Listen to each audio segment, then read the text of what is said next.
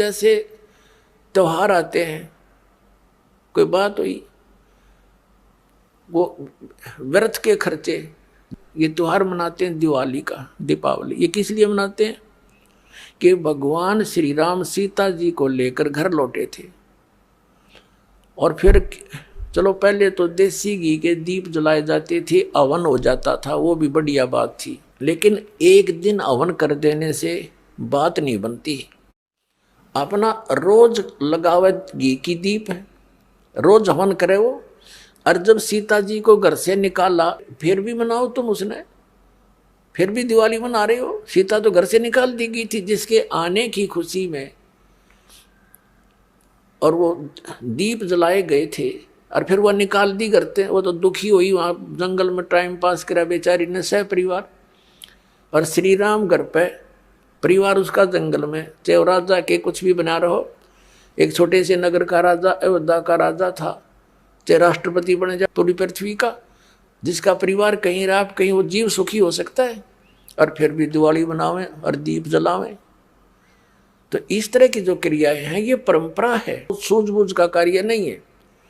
फिर बम छोड़ते हैं त्योहार के दिन, तरह कितना प्रदूषण फैलाते हैं, आग लग जाती है। तो यह परंपरा बनाई तो बच्चे आकर्षित हुए, इसको समाप्त करेंगे धीरे धीरे। और क्या की खुशी, एक भगत कह रहा था, बोला जी नाम लेने के बाद ज्ञान हुआ हमें, और पहली बार त्योहार मनाया हमने अपना। हमने 10 वर्ष हो गए ना दिवाली मना ली, ना तीज त्योहार मनाए, और ना होली मनाई। कारण क्या रहा कि हमारा परिवार है, 5-6 भाई हैं मेरे दादा है, उसमें किसी का कोई मृत्यु हो जाती है, कभी हमारे घर में हो जाती है। पिछली बार मेरी बहन विधवा होगी, सारा 1 साल तो फिर मनाना ही नहीं कुछ भी, 1 वर्ष पूरा नहीं हुआ इतना दूसरी घटना घट लेती है। और 10 वर्ष हो गया हमने कोई त्योहार मना के नहीं देखा। फिर कहाँ गई वो दीपावली। और परमात्मा कहते हैं इसे गंदे लोक में, जैसे नानक साहब जी से कहा था कि आप यहाँ खुशी नजर नहीं आते, मायूस बने रहते हो। तब नानक साहब जी ने कहा था, ना जाने काल की कर डारे, किसी भी ढल जा पासावे, अर्जिन आते सरते मौत खुड़क दी, उन्होंने केड़ा हंसावे। एक समय एक लड़के का ब्याह था, पहले दिन डीजे बजा रहे, घर में भी नाचे कूदे, बहन भी उसकी घुड़चड़ी पे उसका जो निकाली हुआ फेरी, वो भी चित्र समाचार पत्र में। अगले दिन विवाह के लिए जा रही थी बारात, वो दुल्हे वाली कार टकरा गई एक टैंकर से, ट्रक से या टैंकर से। 6-7 सदस्य थे, घर के भी थे उसमें 2-3 और वो दुल्हा भी, सारे मर गए। अब फिर टक्कर मार मार कर रो रहे हैं, बाल पाट रही, वो बहनें पहले दिन जो डांस कर रही थी, नाचन कूदे फंड कर रही थी। तो परमात्मा कहते, ना जाने काल की कर डारे, किस भी ढल जा पासा वे, अर्जिन आते सरते मौत खुड़क दी। फिर क्या किया, हंसी यहाँ पर क्या डांस करें, टाइम पास करो, विवाह करो, बच्चों का संयोग जोड़ दो सिंपल वे से। ब्याह तो 2 बालका का होना है, बाकी तो फंड है, हो कितने इकट्ठे कर लो चाहे ना कर लो। तो इस प्रकार हमने इस प्रत्येक परंपरा को रिड्यूस करना है। जैसे हम बहुत सी कथाएं सुना करते थे, उनका कोई सिर पैर नहीं था। हम सुना करते थे कि श्री रामचंद्र जी ने लंका पर चढ़ाई करते समय पुल की आवश्यकता पड़ी, समुद्र पर पुल बनाना था। हम ये भी सुनते थे कि 3 दिन तक भगवान श्री रामचंद्र जी समुद्र के अंदर घुटनों पानी में हाथ जोड़े याचना करते रहे कि हे जल्दी हे सागर राज, मुझे रास्ता दे दो, मैं बहुत दुखी हूँ, मेरी पत्नी को लंका का राजा रावण उठा ले गया है और उसको बहुत सता रहा है, उस पर चढ़ाई करनी है, हमने उसको बहुत प्रार्थना कर ली है, वो लौटाने को तैयार नहीं है। जब 3 दिन तक समुद्र ने उसको रास्ता नहीं दिया, तो तब श्री रामचंद्र जी ने लक्ष्मण से कहा था कि लक्ष्मण मेरा अग्नि बाण दे, ये लातों के भूत बातों से नहीं मानते। जब उसने अग्नि बाण चढ़ा करके समुद्र को फूकने के लिए कोशिश की, उसमें लपटें निकलने लगी, क्योंकि सिद्धि से चलता था पहले ये सब शस्त्र। तब कहते समुद्र ने रास्ता दिया, ऐसे सुनते थे। फिर क्या सुनते थे कि नल नील ने समुद्र पर पत्थर रख दिया। उनके हाथों में पावर थी, उनमें शक्ति थी, सिद्धि थी कि उसके हाथ से रखा हुआ पत्थर जल में डूबता नहीं था। और जिस कारण से पुल बना, फिर हम ये भी सुना करते थे नकलियों से कि हनुमान जी ने पत्थरों पर राम का नाम लिख दिया, इसलिए पत्थर तिर गए। प्रथम तो कहते हैं समुद्र ने हाथ जोड़कर रास्ता दे दिया जब रामचंद्र जी ने जलाना चाहा, उसको फूकना चाहा। फिर कहा करते नल नील के हाथों तैरते थे पत्थर, उनकी कोई वस्तु नहीं डूबती थी समुद्र पर। फिर कहते थे हनुमान जी ने राम का नाम लिख दिया इसलिए तर गए, पत्थर पुल बन गया। अरे कोई एक तो बताओ, एक पर सेट हो जाओ, किसने एक रहा को किससे हो जाओ, फिर रामचंद्र की तरह कहता नल नील से ही पुल बन गया, फिर राम ने कित बनाया वो। अब इसका निष्कर्ष निकलेगा इस कथा से जो दास सुनाने जा रहा है त्रेता युग की। ऐसे प्रश्न करे एक भक्त ने मेरे से, जब गांव में दास सत्संग करने जाता था, वो कहने लगा जी मैं मिलिट्री के अंदर हूं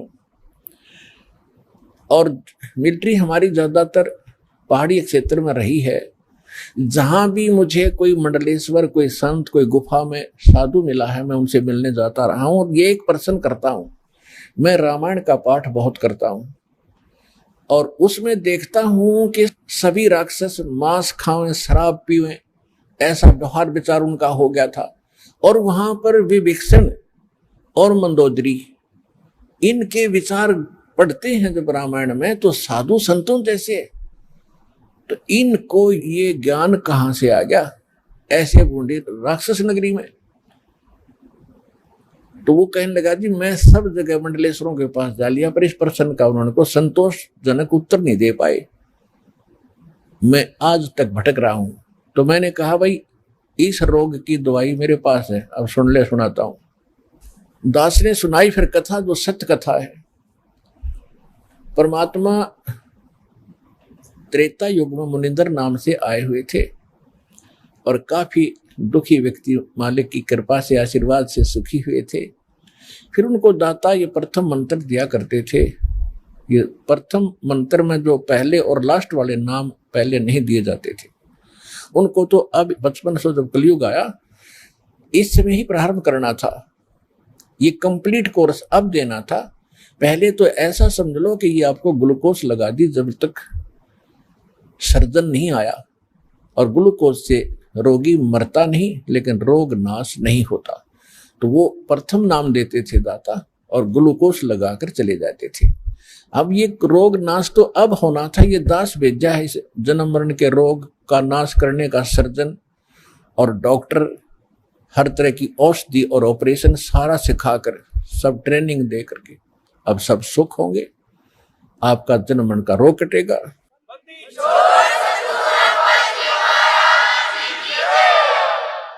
एक समय परमात्मा एक दरिया के किनारे सत्संग कर रहे थे। दरिया के किनारे ही उनका एक झोपड़ा था, कुटिया थी, वहां सत्संग किया करते थे। वहां हजारों की संख्या में इधर उधर से भक्त आकर के सत्संग सुनते थे, जो निर्धारित समय किया जाता था, महीने में, 2 महीने में, 6 महीने में। तो ऐसे एक नल और नील नाम के दोनों आपस में, ये मौसी के बेटे थे, यानी इनकी माताएं सगी बहन थी। और ये किसी देव प्रकोप से दोनों के दोनों मानसिक रोग से पीड़ित थे। शरीर में भी बहुत पीड़ा रहती थी, जिसकी उपचार के लिए वेदों के अतिरिक्त साधु संतों से भी आशीर्वाद प्राप्त इन्होंने खूब किए थे। और सभी ऋषि महर्षियों ने उनको बता दिया था कि नल और नील, बेटा ये तुम्हारे प्रारब्ध में, यानी तुम्हारी किस्मत में अंकित है ये कष्ट, और इसको बेटा आपने भोगना ही पड़ेगा, कोई विकल्प नहीं। अब बेशक से आत्मा को कोई कितना ही ऐसे संतोष दिलाए कि ऐसा ही होता है, लेकिन इसको मालूम है कि परमात्मा कोई ऐसी पावर है, ऐसी शक्ति है कि वो सब दुख दूर कर सकता है। परमात्मा के गुणों में हम खूब सुनते और सुनाते रहते, इसलिए आत्मा संतोष नहीं पाता है, दुखी व्यक्ति फिर कहीं ना कहीं और किसी से सुनकर भी जाता है।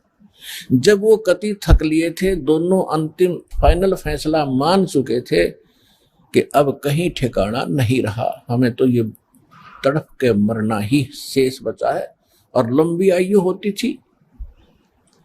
किसी ने उनको बता दिया कि आप चलिएगा ऋषि मुनिंद्र जी के पास और नल नील आपका रोग ठीक हो जाएगा। उनको अविश्वास रहा कि नहीं, हमने बड़े बड़े ऋषि देख लिए हैं, ये तो पहली बार नाम सुना है हमने आपसे, कोई मुनिंद्र नाम का ऋषि कहीं पर है। तो 1 से 2 से 3 से जब ये बात सुनी, उनका भाग्य उदय हुआ। उनके कहने से वो चले गए कि चलते हैं भाई, और तो कहीं हमने ठिकाना मिला नहीं। तो जब वो वहां आए, मालिक को पता था कि अब निशाने चोट लगानी पड़ेगी, क्योंकि ये सब जगह थक लिए हैं और कोई इनने ऋषि महर्षि मंडलेश्वर भूत झाड़े लगाने वाला कोई छोड़ा नहीं है। अब इनको कुछ रिजल्ट दूंगा तो ये बच्चे मेरे पास टिक जाएंगे आसानी से। जो ही नल नील ने जब सत्संग शुरू होने से पहले सत्संग परमात्मा बैठ जाते थे, सत्संग सुनाते थे। सत्संग तो वो सुन ही नहीं सकते थे क्योंकि उनकी तो ऐसे बेचैनी रहती थी। और जो ही मालिक के पास आए, दोनों चरणों में मत्था टेका और परमात्मा ने दोनों के सिर पे हाथ आशीर्वाद भरा रखा, उनका तुरंत रोग छू मंतर हो गया और ऐसे हो गए जैसे कभी पीड़ा थी ही नहीं किसी प्रकार की।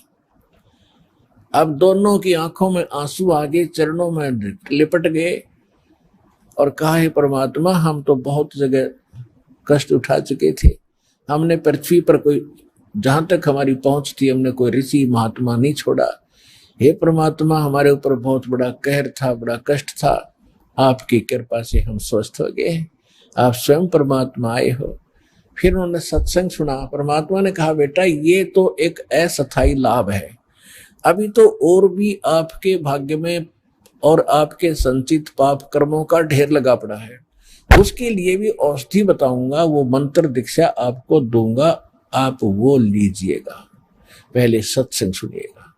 फिर सत्संग सुना, दीक्षा ली, फिर गुण गाने लगे भगवान के, जो भी मिला उसी से कहें कि भगवान आए हैं, मुनिंद्र नहीं ये परमात्मा आए हैं, आप चलो। फिर उनकी कोई नहीं माने क्योंकि लोग सुखी थे, केवल दुखी मानता है।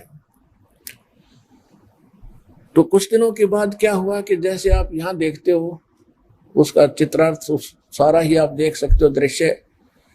यहां पर आप देखते हो 80% भक्त दुखी आते हैं, काल के पीड़े हुए आते हैं, कर्मों के पीटे हुए आते हैं, और क्या हालत में आते हैं। कोई स्ट्रेचर पर आता है, किसी को कैंसर है। आत्मा हमारी मानती है कि परमात्मा, अज्ञानता में आपके बच्चे कितना कष्ट पा गए, पहले इन्होंने गलतियां की, पाप इकट्ठे किए, अब काल ने इनके सिर पर रख दिया कि इनको भोगो। परमात्मा अपने बिना अपने के दुख न कौन जानेगा। अगर आप भी नहीं इनको राहत दोगे तो ये कहाँ जाएंगे। दास उसका नौकर है, दास उसका पीएन है, चपड़ासी है परमपिता कबीर भगवान का। आपकी अर्जी उसकी टेबल पर रख देता हूं, वो तो जानी जान है किसकी स्वीकार करनी है, किसकी ना करनी है, उसकी इसके दिल में दोष है, कौन सच्चे आत्मा से पुकार रहा है, वो मालिक देखता है। दास की अर्जी यही होती है कि उसकी चरणों में आपकी पुकार अवश्य पहुंचाता हूं। जब देखता हूं उनकी हालत कि आप बिना सुख देने वाला मालिक ना कोई हुआ ना होगा, आपके दरबार में सुख नहीं है तो दाता फिर कहां से प्राप्त होगा। तो हम जितनी अर्जी लगा सकते हैं, जैसी हमारी अकल काम करती है, लगाते हैं। सुनना दाता कबीर भगवान ने है और वो अवश्य सुनते हैं। ये सुख सागर है, ये दयालु भगवान, ये रहीम है, राम रहीम यही है। तो इसी प्रकार वहां आते थे, कई कई दिन रुक जाते थे, स्वाभाविक, क्योंकि वहां एक न्यारी शांति मिलती है। संसारिक कष्टों से, जो समस्याओं से मन हटकर एक मालिक पर लग जाता है। इसलिए कोई 2 दिन सत्संग में, कोई 1 दिन, कोई 3-3, 4-4 दिन का सत्संग भगवान कर दिया करते थे। तो परमात्मा कहा करते थे, बेटा जो गरीब असहाय व्यक्ति है, बीमार हैं, रोगी हैं, वृद्ध हैं, यहाँ कई कई दिन रुकते हैं, तो उनके बर्तन साफ करो, उनके कपड़े धोया करो, ताकि उनकी आत्मा खुश हो और तुम्हें सेवा का फल मिले, ताकि तुम्हारे ऊपर जो कष्ट है वो ना आए। क्योंकि हमारे जो अंतःकरण में हमारे जो पाप कर्म वो कई प्रकार से साफ होंगे। कुछ तो ऐसे प्रकार के पाप कर्म हैं जो संत के आशीर्वाद मात्र से समाप्त हो जाते हैं। कुछ ऐसे पाप हैं जो कि आपको प्रणाम आदि, दंडवत आदि करने से राहत मिलेगी। कुछ ऐसे पाप हैं जो आपने दान, धर्म, यज्ञ, हवन, पाठ आदि ही करवाना पड़ेगा, वही विकल्प है उनका, वो भी आपने करना ही पड़ेगा। उसके बाद फिर कुछ ऐसे पाप हैं जो सेवा करनी होती है, सेवा से भी कटते हैं। और कुछ ऐसे प्रकार के पाप होते हैं जो केवल नाम के जाप से ही कटेंगे, उनका कोई विकल्प नहीं। तो जैसे एक धोबी के पास कपड़ा जाता है तो वो देखता है कि इस कपड़े को साफ करना है, तो पहले पानी से धोता है, साबुन लगाता है, उससे भी नहीं साफ होता, फिर ड्राई क्लीन के लिए कोई अन्य केमिकल प्रयोग करता है और उसके सब दाग छुड़ाता है, तब वो उज्जवल होता है। इसी प्रकार हमारा अंतःकरण बहुत वर्षों से, बहुत युगों से हमने इतना मैला कर लिया है कि अब इसको हमने हर तरह के सब फार्मूले लगा करके इसको साफ करना है। तो परमात्मा कहा करते थे, तो वो भक्त जो दुखी है वो सब सत्य मानते थे और उसका अनुसरण करते थे। तो नल नील तो और ज्यादा ही दुखी थे, दोनों ने श्रद्धा से सेवा करनी शुरू की। जो वृद्ध थे, रोगी आते थे, उनके कपड़े धोते थे, उनके बर्तन, लोटा, थाली वगैरह जैसे भी थे वो ले जाते थे और दरिया पर धोकर लाते थे। वो इतने सीधे साधे और इतने परमात्मा पर समर्पित थे, इतना भाव था उनका कि पहले समय में साबुन वगैरह नहीं था। कपड़ा धोने के लिए पहले जल में भिगो देते थे, दरिया में भिगोकर उनको थोड़ा सा बाहर पत्थर रख देते थे, वो पानी में लहरों से गीले हो जाते, फिर उनको बाद में ऐसे मुक्के मार मार के धोते थे, कोई और तो साधन था ही नहीं। और बर्तनों को भी ऐसे पहले भिगोकर थोड़ी देर के बाद धोने के लिए किनारे रख देते थे, और तब तक वो बैठ जाते थे वृक्ष के नीचे और चर्चा करते थे सत्संग में सुनाई कथाओं का, और फिर अपने दुखों के बारे में कहते थे, ओहो हमें तो भगवान मिल गए और सच्चा ज्ञान मिल गया और सही मंत्र मिल गए, ओहो बड़ा कल्याण हुआ, बड़ी दया करी परमात्मा ने, देखो आज सत्संग में ऐसे सुना रहे थे परमात्मा, सारी सत्य है। ऐसे वो काफी देर तक चर्चा करते थे। फिर उनको याद आता था कि हमने कुछ सेवा भी करनी है, तब तक किसी का कोई कटोरा बह जाता, किसी का कोई कपड़ा खिसक जाता लहरों में, तो उन्हें पता नहीं लगता, वो धो धाकर जितने थे शेष ठा के लाकर सबके रख देते।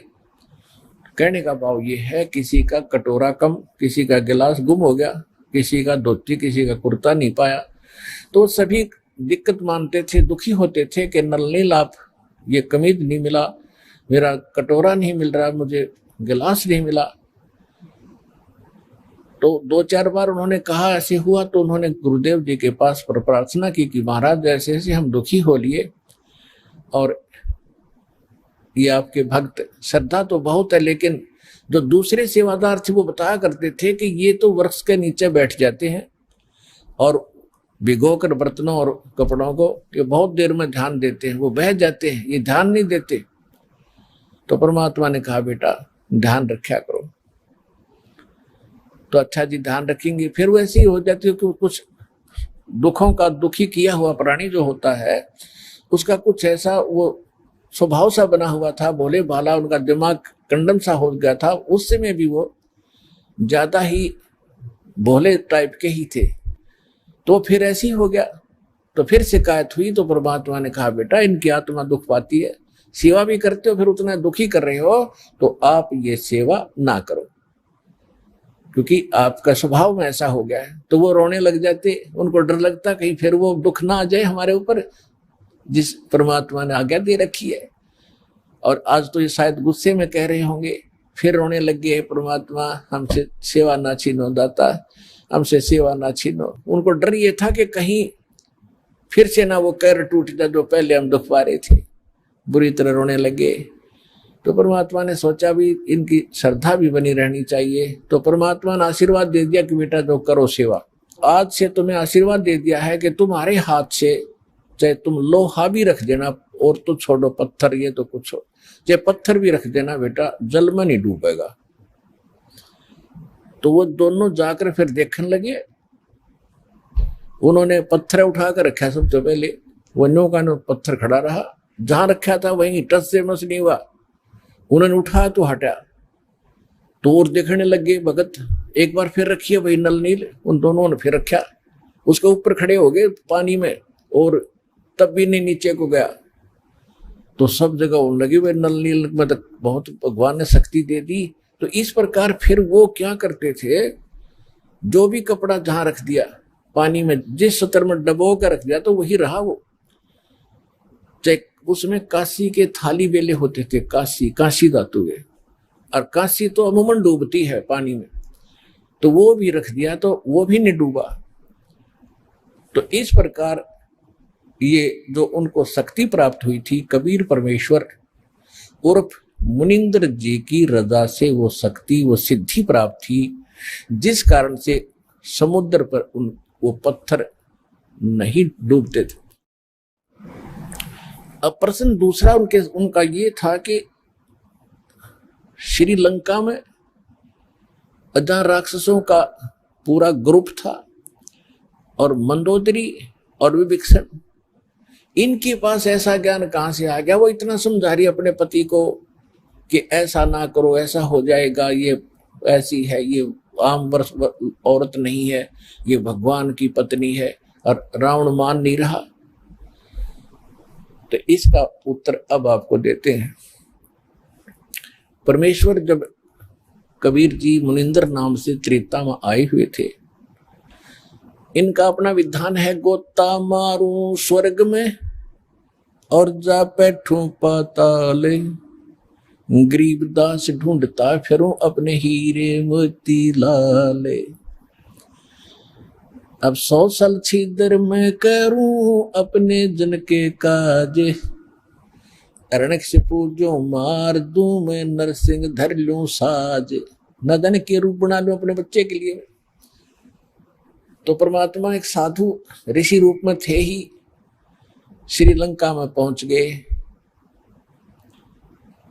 और वहां पर एक चंद्र विजय नाम का एक भाट था, भाट, और उसके परिवार में पुत्र पुत्री, पुत्र वधू, पत्नी, कुल मिलाकर 16 सदस्य थे। और जो चंद्र विजय भाट था वो रावण के पास जाता था। ये भाट लोग क्या करते थे कि अपनी रोजी रोटी के लिए राजाओं के पास जाते थे, राजा लोगों का वो मनोरंजन कराते थे, रिक्रिएशन कराते थे, ऐसे उनके गुण गाते थे, आप राजाधिराज हो, आपके राज में सब सुखी हैं, आपका बड़ा गुणगान हो रहा है, आप बड़े महापुरुष हो, और कुछ चुटकुले आदि सुनो कर उनको प्रसन्न रखते थे, गाने गुने गाते थे, गीत सुनाते थे, और राजा लोग उनको उसके प्रतिफल में कुछ इनाम देते थे। इसी प्रकार उसकी पत्नी का नाम था करमवती, और वो मंदोदरी रानी के पास जाती थी, रानी का मनोरंजन कराती थी, ऐसे बुढ़ी अच्छी कहानी कथा सुनाकर, अश्लील बातें सुनाकर रानी को खुश रखती थी। रानी उसको इनाम दे देती थी मंदोदरी। इस तरह उनका गुजारा निर्वाह चल रहा था। एक दिन परमात्मा उस चंद्र विजय भाट के घर से थोड़ी सी दूरी पर, पहले जंगल बहुत होते थे, यानी वन बहुत होते थे, और वनों में ही कहीं कहीं झोंपड़ी सी सबकी अलग अलग होती थी। एक वृक्ष के नीचे उस रास्ते में बैठ गए जहां से चंद्र विजय सुबह सुबह फ्रेश होने के लिए जाता था। और उस समय वो साधु संतों को बड़ा देखकर खुश होता था। चंद्र विजय पिछले संस्कार होते हैं, आदमी किसी भी जाति विशेष में जन्मा है वो उसके संस्कार हैं, लेकिन जो भक्त है, भक्ति बीज पलटे नहीं, चाहे पलट जाओ ब्रह्मांड। तो भक्ति की आस्था उसके अंदर न्यारी थी। बेशक से सारा दिन बकवाद ही सुनता और सुनाता था, लेकिन भक्ति वाले लक्षण भी उसके अंदर विद्वान थे। साधु देखे चरणों में मत्था टेका और हे भगवान आज बड़े भाग्योदय हुआ, मेरा ऋषि जी के दर्शन आज सुबह सुबह हुए, हम दास के लिए कोई सेवा बताओ, हमारे घर पर चलिए भगवान, आज तो बड़ा सौभाग्य मेरा। तो परमात्मा को वो घर ले आए। परमात्मा गए इसलिए थे, उनके झोपड़ी के सामने बैठ गए और लगे सत्संग सुनाने। चंद्र विजय ने तो उसी दिन दीक्षा ले ली, लेकिन परिवार के सदस्य कहने लगे महाराज हम अभी नहीं मानेंगे आपकी बात, हम तो भगवान शंकर के पुजारी हैं, क्योंकि रावण राजा शंकर का पुजारी था तो जनता ने तो होना ही था, हम अभी नहीं मानेंगे आपकी बात को। परमात्मा फिर गए, कभी कभी रह रह कर जाते रहे, कथा सुनाते रहे, फिर घर में सुख होने लगे जो पहले शंकर जी की पूजा से नहीं हो रहे थे। फिर धीरे धीरे 16 के 16 सदस्यों ने वह दीक्षा प्राप्त कर ली। अब पहले तो वो कर्मवती जाती थी मंदोदरी के पास, तो कैसी बकवाद सुनाया करती थी, गंदी छटोरी अश्लील बातें कहानी सुनाकर उसको खुश करती थी। और फिर जब उसने ज्ञान सुना परम पिता परमात्मा से, तो फिर उसमें वह कैसेट, वो मेमोरी कार्ड दूसरा भर दिया भगवान ने। अब फिर वो लगी बोलने ये राम कथा अमर कथा, ये परमात्मा का ज्ञान सुनाने लगी। तो मंदोदरी भी भगवान की पिछले संस्कार तो थे ही इतने अच्छे, रानी जो बनी है को आम लड़की औरत नहीं होती, वह उसके पिछले पुण्य बहुत गजब के होते हैं, अच्छे होते हैं। लेकिन आगे वो पिछली बैटरी जो चार्ज है वो खराब कर रही होती है, जब तक आगे चार्जर शास्त्र अनुकूल साधना का नहीं लगता है तो वो डिस्चार्ज एक दिन होनी है बैटरी। तो जिस कारण से भी उसके अंदर तड़फ थी, तो मंदोदरी कहने लगी है कर्मवती, तेरे अंदर तक गोबर भरा था सारा, और तू तो सारी बकवाद सुनाया करती थी, और ये अच्छी बातें तेरे अंदर किसने फीड कर दी, मैंने उस आदमी का नाम बता। तेरे को तो सुधारना बड़ा मुश्किल था, और तू आज इतनी बढ़िया बात बता भगवान के सत्र की, मैंने ये बता किसने भरा तेरे अंदर ये अच्छा माल। तब उसने बताया कि हमारे घर एक ऋषि आते हैं, उनका नाम मुनिंद्र जी है और बहुत अच्छी कथा सुनाते हैं, उनके मुख से सुन लेगी तो रानी आप तो गदगद हो जाओगी। तो मंदोदरी ने कहा कि अब के जब तेरे गुरुजी आवे तो मेरे पास बुला के लाना। परमात्मा ने जाना ही था,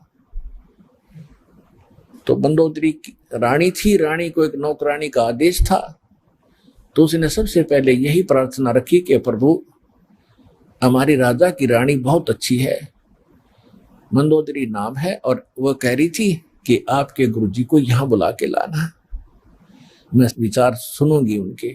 परमेश्वर ने कहा बेटा देखो आप नौकरानी और वो रानी, और मैं वहां जाऊं, इसका पति जो रावण है वो महाभिमानी, और बेटी वहां जाने से मुझे कुछ वो कह देगा, मैं तो कुछ नहीं कहूंगा, लेकिन भगवान दुखी हो जाएगा। एक नियम है, परमात्मा कहते हैं अपना विधान स्वयं बताते हैं कि कबीर कहे अपने साधकों के मेरा संत ना दुखाइयो कोई, और संत दुखाए मैं दुखी, मेरा आपा भी दुख होए। और फिर दूसरी बात है कि साधु संतों को बुलाया नहीं करते, उसको बोल देना, साधु संतों के पास खुद आया करते। कर्मवती को इतना ज्ञान सुन रखा था कि साधु को बाई ऑर्डर बुलाने से अगर वो आ भी गया और आशीर्वाद नहीं देगा, लाभ नहीं देगा, तो फायदा क्या होगा। तो मंदोदरी को जाकर के कर्मवती ने कहा कि महारानी हमारे गुरुजी आए हुए हैं, लेकिन ऐसा है कि संत को बुलाना नहीं चाहिए, उनसे आशीर्वाद प्राप्त करने के लिए स्वयं जाना चाहिए, इससे ज्यादा लाभ होता है। वो तो भगवान थी, कहने लगी ठीक है कर्मवती मैं तेरे साथ चलूंगी। वो रानी स्वयं आई, मालिक के दर्शन किए, कहते हैं साधु दर्शन राम का, और साहेब आवे याद, और लेखे में वाहे गड़ी, बाकी का समय बर्बाद। फिर कहते हैं साधु दर्शन राम का मुख पर बसे सुहाग, और दर्श उन्हीं को होते हैं जिनके पूर्ण भाग। मंदोदरी के पूर्ण भाग थे, भगवान मिले, परमात्मा का ज्ञान सुना। कुछ कर्मवती से सुन रखा था मंदोदरी ने, और फिर भगवान के मुख से सुना तो जल्दी असर हो गया। दीक्षा की प्रार्थना की, मालिक ने दीक्षा दे दी, शिक्षित हुई। उसके बाद उसने कथा सुनानी शुरू की अपने पति से। स्वाभाविक होता है, अगर पति को ज्ञान होता है तो सबसे पहले वो चाहता है मेरी पत्नी माने, इसका भी कल्याण हो। दुर्भाग्य है वो ना मानती, उसके कर्म उसके साथ है। फिर सोचता है मेरे बच्चे भी इस मार्ग को ग्रहण करें। ठीक है, मंदोदरी ने इसी उद्देश्य से रावण से कहा कि जी ऐसे ऐसे एक बड़े महापुरुष आते हैं और भगवान शंकर से भी ऊपर बहुत बड़ी शक्ति बताते हैं, साधु संत झूठ नहीं बोलते होते। पहले ये विश्वास किया जाता था कि संत जो शब्द बोल रहे हैं वो सच्ची है, और इसी आधार से जब श्री कृष्ण जी और अर्जुन एक वेश बदलकर गए थे राजा मोरध्वज के घर पे, जिस दिन अपने पुत्र ताम्रध्वज को राज तिलक दे रहे थे मोरध्वज जी, और उसमें एक यज्ञ किया जाता था, और यज्ञ में आने वाले साधु संतों की सभी मनोकामना पूर्ण करनी होती थी, तभी वो सफल मानी जाती थी। ये दोनों साधु संत रूप बनाकर और एक माया रूपी शेर बनाकर संग वो साथ ले गए।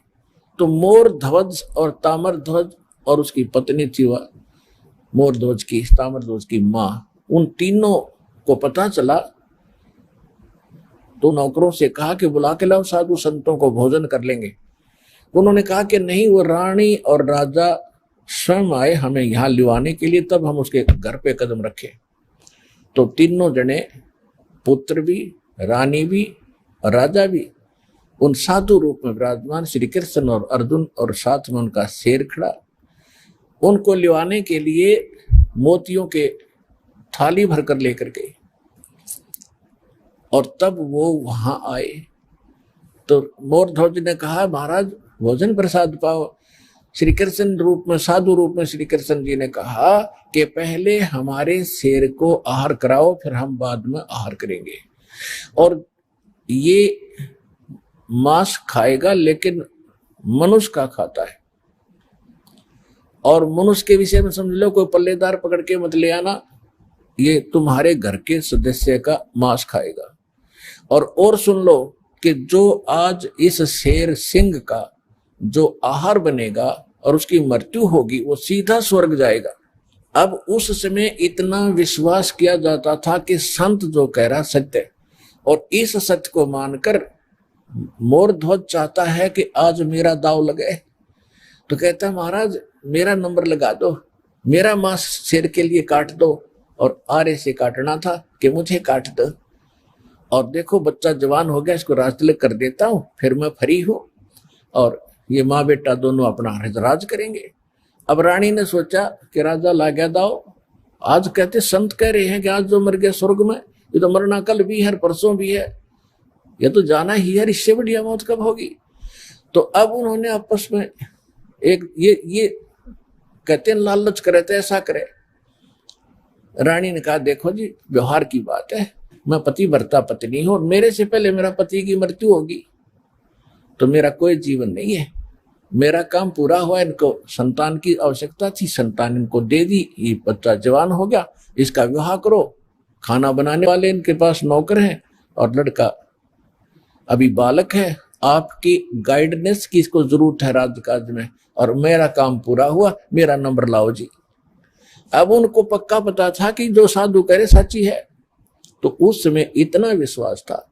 फिर ताम्रध्वज ने खुद कहा कि नहीं जी, मैंने आपकी सेवा क्या की आज तक, तो आपने पाला ही पोसा हूं, मेरे ऊपर आपका भार बना हुआ, आपके स्थान पर मैं अपना मांस दूंगा, शेर को अपनी जान दूंगा। तो कहने का भाव ये है कि पुण्यात्माओं, साधु संतों के वचनों पर विश्वास किया जाता था। इसी आधार से परमात्मा ने जो मंदोदरी को कहा था कि तुम्हारे शंकर से ऊपर एक और परम शक्ति है, ये तो नाशवान है, इनके द्वारा दिया गया जो सुख है अक्षीणिक है, ये आपके प्रारब्ध के कर्म को नहीं काट सकते। मंदोदरी ने सारी सच्ची मानी क्योंकि साधु कह रहे थे, दूसरी बात नहीं, फिर बातें खत्म होगी। ये तो बात कोई बताने वाला मिलता ही नहीं था, उस समय तो ये सारे नकली थे, उनकी बातों को हम ऐसे ही दृढ़ता से मानते रहे। अब मंदोदरी ने फिर वो लंकापति रावण को सुनाना चाहा। रावण के अंदर तक गोबर भरा था, अहंकार शक्ति का, शंकर भगवान की पूजा करके सिद्धियां प्राप्त कर रखी थी, और मांस खावा शराब पीवा उसके ये अच्छी बात कैसे स्वभाव है। तो वो कहने लगा कि ए मूर्ख, तो शंकर भगवान से ऊपर मानती है, देख मेरे क्या ठाठ करा की है, 1 लाख मेरे पुत्र हैं, 1.25 लाख मेरे नाती हैं, और देख सोने की लंका बना रखी है, अरे क्या देगा तुझे वो भिखारी। मंदोदरी ने बहुत कोशिश की पर बुद्धि भ्रष्ट के बाद पल्ला पड़ी नहीं। फिर मंदोदरी ने कहना ही बंद कर दिया। उसके बाद फिर क्या होता है कि उसने सोचा कि और कोई मेरी चर्चा सुनने वाला नहीं, ये ऐसा ज्ञान है इंसान दूसरे को सुनाए बिना रह नहीं सकता। तो उसने अपने देवर रावण के छोटे भाई विभीषण से समझाया ये ज्ञान, और विभीषण ने ये ज्ञान स्वीकारा, और विभीषण ने भी परमात्मा से दीक्षा ली और वो भक्ति की। अब हम आते हैं उस बात पर कि जिस समय सीता जी का अपहरण हो गया और उसकी खोज हो रही थी, कोई पूर्व में ढूंढ रहा था, कोई पश्चिम में खोज रहा था, कोई उत्तर, कोई दक्षिण में। जैसे किसी की गाय गुम हो जाए, कोई इधर घूम रहा है, कोई इधर ढूंढ रहा है, कोई ऐसे हो रहा है, ऐसी दशा थी। अब यहाँ इस कथाओं से आपको बहुत सा निर्णय मिलेगा, और आपने ये कथा खूब सुन रखी थी पर इनका निष्कर्ष नहीं निकाला था। अब जैसे जड़ी बूटियां रखी हैं और उनकी गुण भी लिख रखे हैं, बड़ी अच्छी हैं, लेकिन उनसे औषधि बनाने वाला जब तक नहीं मिलेगा तो उन जड़ियों से क्या लाभ है, उनके ज्ञान से भी, उनकी कथाओं से भी।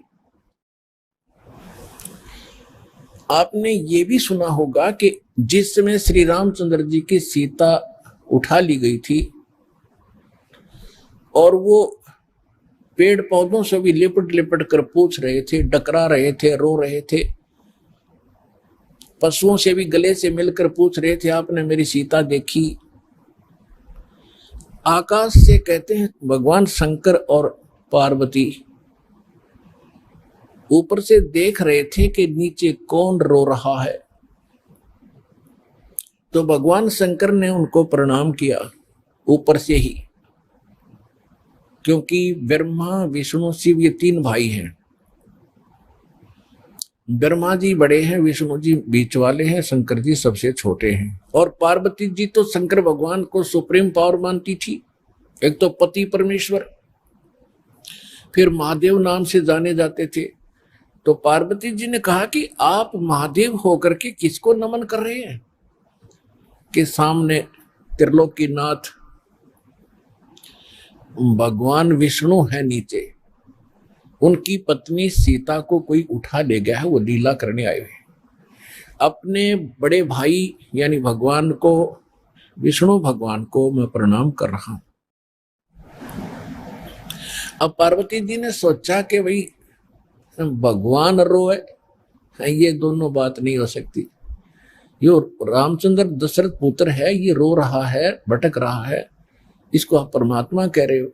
भगवान शंकर बोले पार्वती आप नहीं जानते, ये सचमुच ऐसा ही है, इनको अब नहीं कोई पहचान पा रहा है। तो पार्वती ने कहा कि मैं परीक्षा लूंगी और सीता रूप बना कर जाऊंगी, यदि ये मुझे पहचान लेगा तो मैं मान लूंगी वो भगवान है, और नहीं तो मैं कतई नहीं मानू। तो भगवान शंकर ने कहा कि यह गलती मत करना, यदि तूने सीता रूप बना लिया तो तू मेरे काम पे गई, तू मेरे बड़े भाई की पत्नी का रूप बनाओगी तो मेरे लिए पत्नी रूप में स्वीकार्य नहीं रहेगी, तो मां के तुल्य हो जाएगी।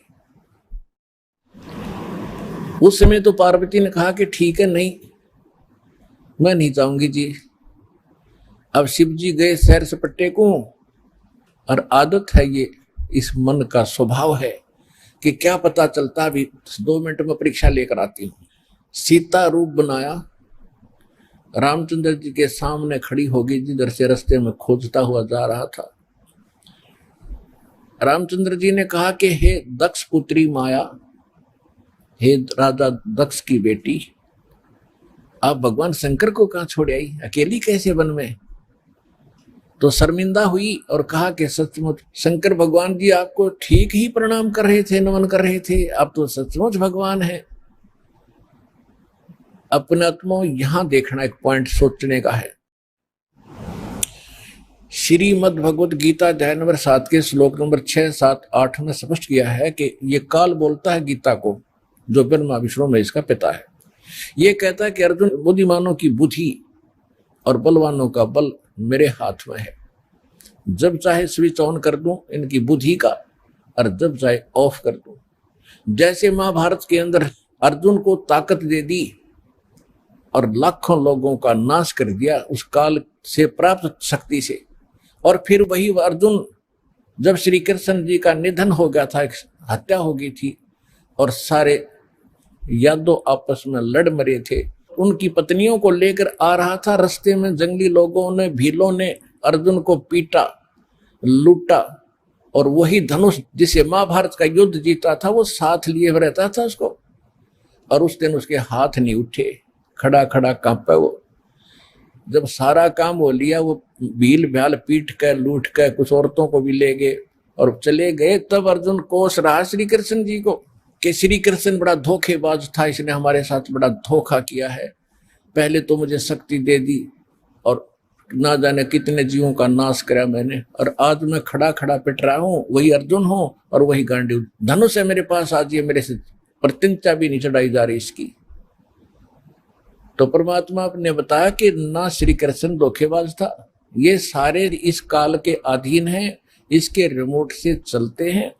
तो उसी ने, काल ने जब विनाश करना था महाभारत का, तो अर्जुन को ताकत दे दी और फिर वापस ले ली, उसने अपना काम करा दिया जो करना था नाश। अब अर्जुन कितना पिट्टो। इसी प्रकार ये कहता है बुद्धिमानों की बुद्धि मेरे पास है।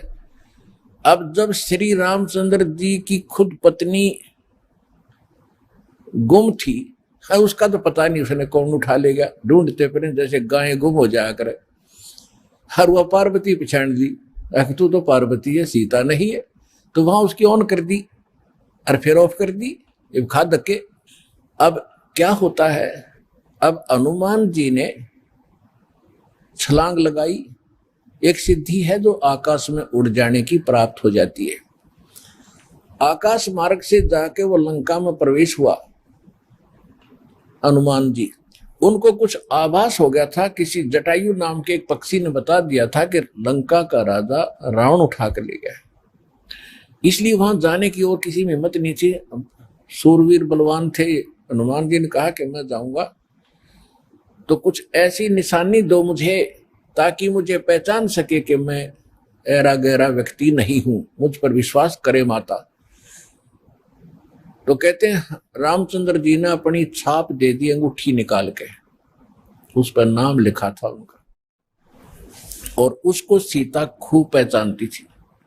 उधर से सीता को घना दुखी कर ही रखा था, सता रखा था रावण ने, एक नौलखे बाग में छोड़ रखा था और उससे रोजाना यातना दिलाता था और अपनी पत्नी बनने की स्वीकृति वो उससे करवाना चाहता था, वो उसने स्वीकार नहीं की।